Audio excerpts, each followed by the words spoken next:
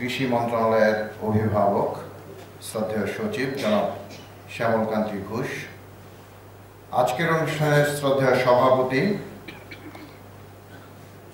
Doctor Mohammad Khalilur Rahman, মহাপরিচালক, বাংলাদেশ ইক্ষু গবেষণা ইনস্টিটিউট, মঞ্চে উপস্থিত সম্মানিত বিশেষ অতিথিবৃন্দ, জনাব মোহাম্মদ মিজানুর রহমান, বাংলাদেশ চিনি ও খাদ্য শিল্প কর্পোরেশনের চিফ এক্সিকিউটিভ অফিসার, বাংলাদেশ পরমাণু কৃষি গবেষণা ইনস্টিটিউটের শ্রদ্ধেয় মহাপরিচালক ডক্টর মোহাম্মদ শমশের আলী, বিএসএস এর পরিচালক ইক্ষু উন্নয়ন গবেষণা ডক্টর মোহাম্মদ আজিজুর রহমান, অন্যান্য উপস্থিত বিজ্ঞানীবৃন্দ, প্রিন্ট এবং ইলেকট্রনিক মিডিয়ার প্রতিনিধিবৃন্দ, আসসালামু আলাইকুম।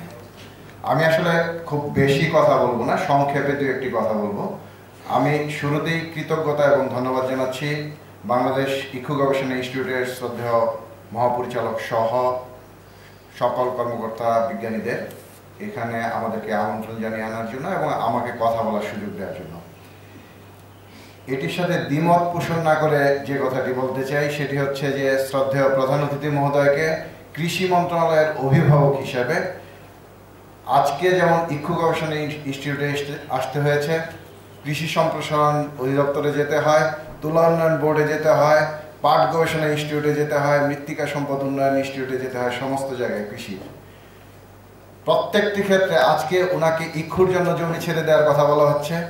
যদি আজকে পাটের অনুষ্ঠান হতো তাহলে পাটের জন্য জমি ছাড়ার জন্য বলা হতো বা অনুরোধ করা হতো। যদি তুলা উন্নয়ন বোর্ডের অনুষ্ঠান হতো তাহলে তুলা চাষ বাড়ানোর জন্য কি কি করা দরকার, কি ধরনের সহযোগিতা দরকার সেটি চাওয়া হতো।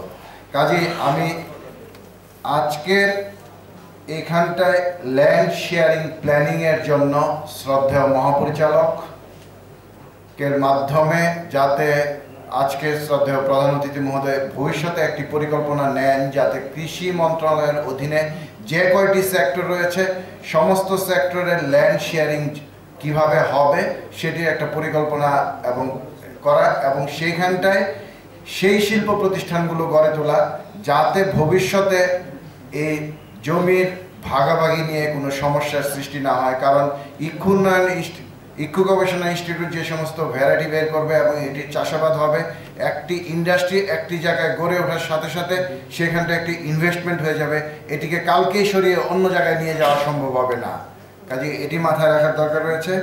আরেকটি বিষয় রয়েছে যে আমরা যদি জমি ভাগ করতে যাই, একটি কথায় গত দুদিন যাবৎ আমরা একসাথে বিভিন্ন এলাকায় ঘোরাফেরা করছি, হিলের যে আখ চাষ এবং হিলের মোরলে 60% জমি পতিত রয়েছে, সেই পতিত জমিতে ফল চাষ এবং আখ চাষ বা এই জাতীয় যে সমস্ত ক্রপ সেখানটা যাবে না, সেটি নিয়ে যাওয়ার উদ্যোগ নেওয়ার জন্য যদি কোনো কর্মপরিকল্পনা নেওয়া যায় সেই ধরনের উদ্যোগ নেওয়া যেতে পারে। আরেকটি বিষয় হচ্ছে যে অলরেডি ওনারা চরাঞ্চলে গিয়েছেন এবং টোবাকো যেখানটায় ধানি জমি থেকে সরে গিয়ে চরাঞ্চলে গিয়েছিল, আজকের প্রেজেন্টেশনে দেখলাম সেটি ওনারা চরাঞ্চলে যে যাচ্ছেন, সেক্ষেত্রে এই ধরনের উদ্যোগ নিঃসন্দেহে আমাদের জন্য আশীর্বাদ হয়ে থাকবে।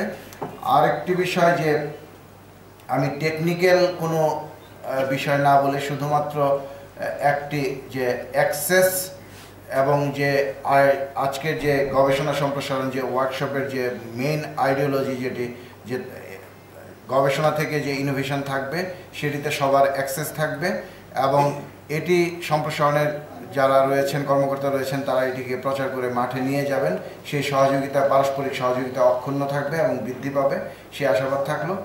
আর আমরা এখানটায় ঢোকার আগে আমরা এখানটায় একটা মিউজিয়াম দেখেছিলাম, সেটি দেখে যে আমার খুব ভালো লেগেছে সেই অনুভূতিটা ব্যক্ত করছি। পাশাপাশি মহাপরিচালক মহোদয়ের প্রতি বিনীত অনুরোধ জানাচ্ছি যাতে এটি উন্মুক্ত থাকে ছাত্র ছাত্রীদের জন্য এবং কৃষকের জন্য, তারা যেন এটি দেখতে পায়। আমরা আনুষ্ঠানিকভাবে দেখলাম, এটির ভিতর যেন এটি সীমায়িত না থাকে। আর সবশেষে যে কথাটি বলতে চাই সেটি হচ্ছে যে এখানটায় আসার আগে সুগার বিট দেখলাম, আখ দেখলাম, সবই অত্যন্ত কঠিন উপায়ে সংরক্ষিত থাকে প্রাকৃতিকভাবেই। সুগার বিটের ভিতরে বা আখের ভিতরে সেই রসটিকে বের করে আনা অত্যন্ত কষ্টসাধ্য। এই কষ্টসাধ্য কাজটি বিএসআরআই করছে। ভবিষ্যতে আরও সামনে অনেক কষ্ট রয়েছে, সেই কষ্ট অতিক্রম করে তারা সফল হবে নিয়ে আশাবাদ থাকলো। ধন্যবাদ সবাইকে।